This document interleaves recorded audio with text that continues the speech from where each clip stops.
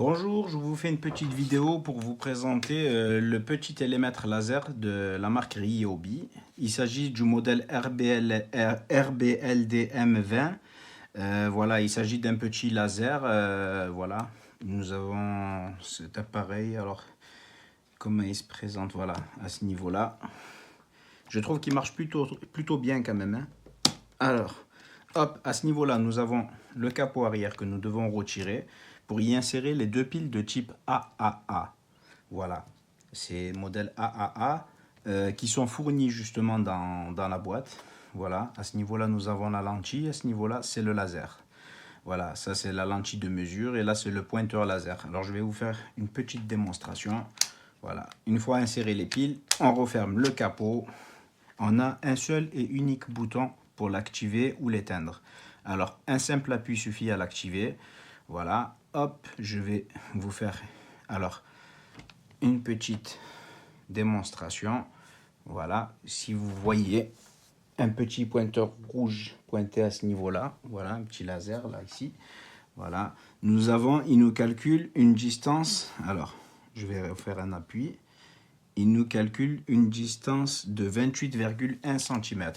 Voilà, la mesure se prend toujours au bas de l'appareil, c'est-à-dire vous pouvez le pointer même contre un mur, hein, et au pointeur laser, voilà, à l'endroit où le laser a pointé. Voilà, nous avons une distance exacte. Alors, je vais vous mesurer.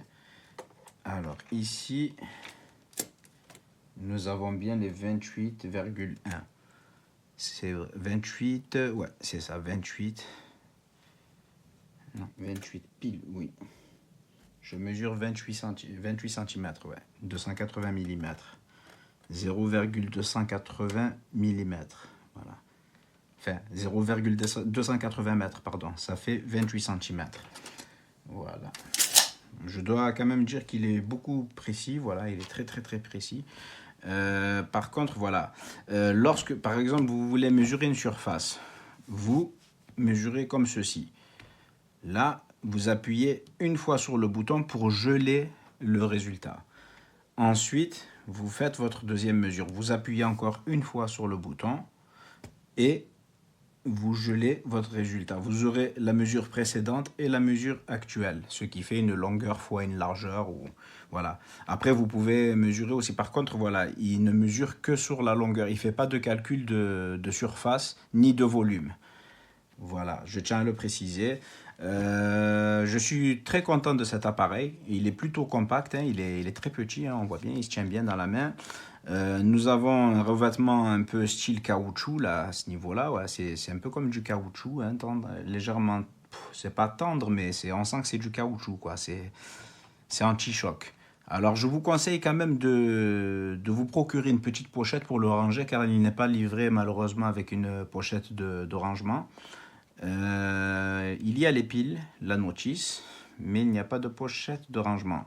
Alors, ça serait dommage de devoir l'abîmer en le mettant dans une caisse à outils. Si un outil venait à taper sur la lentille qui se trouve à ce niveau-là, ça pourrait l'endommager. Voilà. Mais en tout cas, il fonctionne très bien et vraiment les mesures sont très précises, hein. J'ai mesuré à plusieurs reprises, plusieurs distances. Il est capable de mesurer jusqu'à 20 mètres. Et oui, l'autonomie des piles est donnée pour fonctionner jusqu'à 7 heures. Mais bon, je pense que pour un usage occasionnel, à moins de le laisser allumer 7 heures, mais sachant voilà, que lorsqu'il ne détecte pas de distance, c'est-à-dire de mouvement, il finit par s'éteindre automatiquement. Voilà. Mais sinon, un simple appui suffit à l'éteindre. Voilà. Un appui de, on va dire 5 secondes, environ 5 secondes, ça suffira à l'éteindre. Je vous remercie d'avoir regardé cette vidéo.